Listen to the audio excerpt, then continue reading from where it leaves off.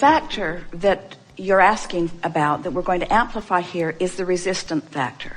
In other words, when you want something, but you have a habit of not expecting it to come, then it doesn't come. When you want something that is a new thought that you haven't practiced opposite thought about, then since there's no resistance, the universe yields it to you immediately. The three-step process is when you ask, it's always queued up for you. In other words, step one happens because contrast causes you to ask. Source lines it up immediately, but then you've got to get yourself in the vibrational vicinity. So in the example that you just gave, when it comes quickly, you were already in the vibrational vicinity, meaning you didn't have any resistant thought that was in the way of it. Often, those things that you've wanted for a long time, you have just such a habit of expectation around them that you have resistance without even knowing it. We touched on it briefly here today when we said every subject is two subjects. And so the subject of money is money or lack of it. The subject of health is health or lack of it. And so it's like picking up a stick that has two ends on it. And sometimes you think you're talking about money, but really you're more active on the don't have it end than you are the wanted end. Another way of saying this is a desire that has no resistance just feels fresh and life-giving, while a desire that has resistance feels more like yearning. And a lot of people are yearning for things. They want it so much, they're aching for it. But when that is the case, they've got a big wad of resistance that's just slowing it down. And until they stop doing that thing they're doing, it can't come. So how to get around that? How do you shift the way you feel? In other words, we used to play a lot as we had written the book when it had recently been written, ask and it is given. And we aren't kidding about it. When you ask, it is given. And we teased that people would say that can't be true.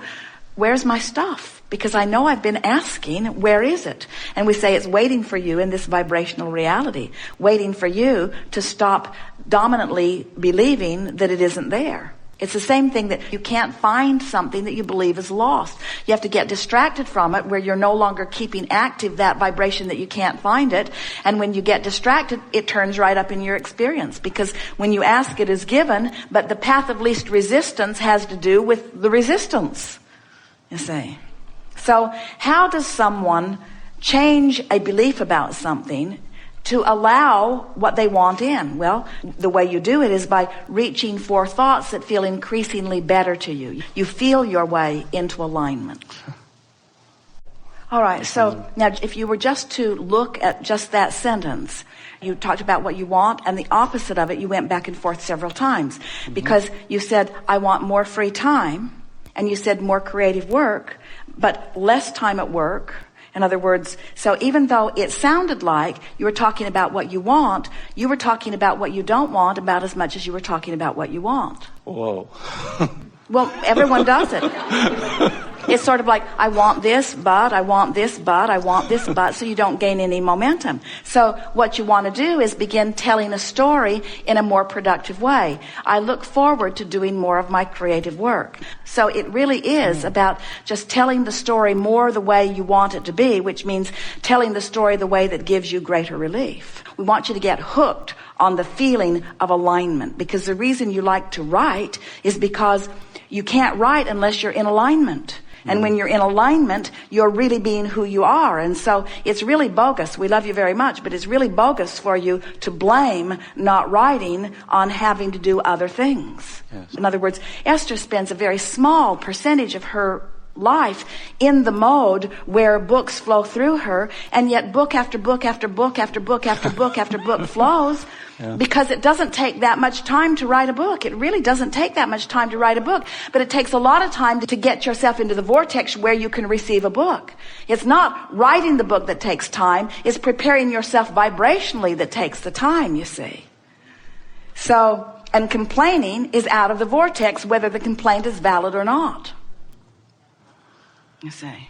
It seems rational to most people to just tell it like it is. And we say, if you continue to tell it like it is, if you continue to speak of the shortage of time, then the shortage of time will continue to be dominant in your experience. So you have to stop telling that story and tell a different story. And some people say, well, it makes me uncomfortable when I just make up a whole big old fib over something. And we say, well, then tell the fib in the way that doesn't upset you. In other words, talk about your joy of writing rather than your lack of time. Talk about the power of alignment rather than your lack of time. Talk about the exhilaration you get from writing rather than your lack of time. Talk about how time does begin to show itself to you more and more. Talk about how everybody has the same 24 hours. Talk about how you can spend 24 hours in alignment or 24 hours out of alignment, and the in alignment time is ever so much more productive. Talk about the laws of the universe. In other words, we've noticed that usually the more specific you are, the more resistant you are. And the more general you are, the less resistant you are. So just keep stepping back into more and more general statements until you find yourself in alignment with who you are. For example, I can feel the power of my alignment when I accomplish it. And I've discovered that I can accomplish alignment anytime I decide to. And I'm learning that no matter what I'm doing, I have the ability to reach for alignment factors within it. Okay. So it doesn't really matter what I'm doing or where I'm doing it or who I'm doing it with. I can focus myself into alignment. Everything that I want is because I think I will feel better in the having of it. And by reaching for alignment, I feel better first. That's what we were saying, get in the vortex and then think, get in the vortex and then write. In other words, just make general statements. This is something that all of you are in a position to do more clearly now than ever before, because now, even though you might not be in a position where you can stop doing what you're doing in order to do something else you want to do, a lot of you feel that that's the position you're in. You now have understanding of the laws of the universe. In other words, you now can speak and feel and know about the vortex. You can say, I'm an extension of source energy, and through the power of my focus, I can be outside the vortex and therefore less productive, or inside the vortex and therefore more productive. I can be outside the vortex and feel less good, or I can be inside the vortex and feel supremely good. I have the power to focus myself into the vortex no matter what, all day, every day. I am an extension of source energy. The larger part of me is already in the vortex. The larger part of me is calling me there. When I feel negative emotion, it just means I'm not going. When I feel positive emotion, it means I'm moving in the direction of it. I have this guidance that is always there for me. I believe in the laws of the universe. I believe that law of attraction is consistent. I believe that my life has caused me to ask for things that are all queued up for me vibrationally. I believe that my guidance lets me know, my emotional guidance, whether I'm in the vicinity of it or not. I believe that when I'm fearful, I'm further from the vortex. I believe that when I'm angry, I'm not as far, but still far from the vortex. When I'm overwhelmed, I'm still pretty far from the vortex. When I'm hopeful, I'm right on the verge of the vortex. If I can be hopeful, the vortex will take me in. Take me in. Now I'm believing. Now I'm in the vortex. I understand the laws of the universe. I understand the eternal nature of my being. I understand that I'm spiritual no matter what. I understand that source energy is always there, wrapped around all that I have become. I understand that my emotions are my indicator of how well aligned or not aligned I am. I understand that my work is to close this gap. I understand that there are things that I can focus upon that will take me right in the vortex, and things I can focus upon that will take me right out of the vortex. I understand that nothing is more important than that I be in the vortex. There are so many things that I've been worried about that I can't do anything about. All of these uncontrollable components, I've decided to stop trying to control the uncontrollable and control something that I can control, which is my proximity to the vortex. I can tell a better feeling story. I can. I can't change that and that and that and that, but I can tell a better feeling story. And when I tell a better feeling story, now I'm in the vortex where everything that I want is. And when I'm in the vortex, now the world looks different, the world feels different, I rendezvous with different things. Even time is different from inside the vortex, you say. Every thought that has ever been thought still exists. But the only thing that is pertinent to you in any point in time is the thought that's active within you and its relationship to the thought that who you really are is thinking. So, law of attraction is gathering all cooperative components. So, those thoughts, it's a better analogy than you were able to hear. When a radio station is broadcasting a signal, it's irrelevant to you unless you set your tuner for the same frequency. So, all these thoughts that have been thought, out here in your physical leading edge. And just for sake of clarification, let's call them negative thoughts for a moment. All those negative thoughts that have been thought are out there swirling around, and law of attraction is causing a gathering or a coalescing of them into streams or rivers. But unless you get on the frequency of them, they are irrelevant to you. They cannot touch you. You won't have exposure or experience with them, you see. We said in the early part of the year, and Esther overheard it because she was editing the recordings from that series. We said the sequence of processes that we would apply if we were standing in your physical shoes and we're asking the question that you're asking is, we would go to our bed when we're ready to finish the day, and we would bring our world in, and we would focus upon something as simple as the feel of the fabric of the bedding that surrounded us and the feel of the pillow. We would focus upon the texture of the air. We would focus upon the things that are up close to us, and only the things that are up close to us. And in that attitude of drawing inward, with an intention to feel it and appreciate it, we would drift off to sleep. So Esther began doing that and began feeling the deliciousness of true aligned sleep.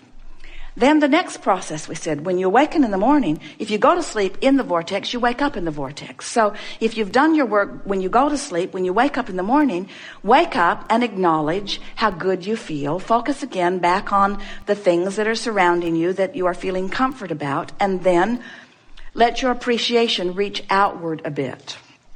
And as your appreciation expands outward a bit, you run the risk of getting out of the vortex, because the further out you reach, the more possibility of running into things that bother you. But still, try to hold yourself in that state of appreciation for as long as you can. And in the moment that you have your first uncomfortable thought, get your feet on the floor and get out of bed. It was not your non-physical intention to come into the physical experience and live most of it outside the vortex. Your intention was to live most of it inside the vortex, with an occasional excursion outside just to put more good stuff in, you see. So we want you in the vortex, we want you in the vortex, we want you in the vortex, we want you in the vortex. And we see no excuse for any of you, now that you know what you know, not to be in the vortex.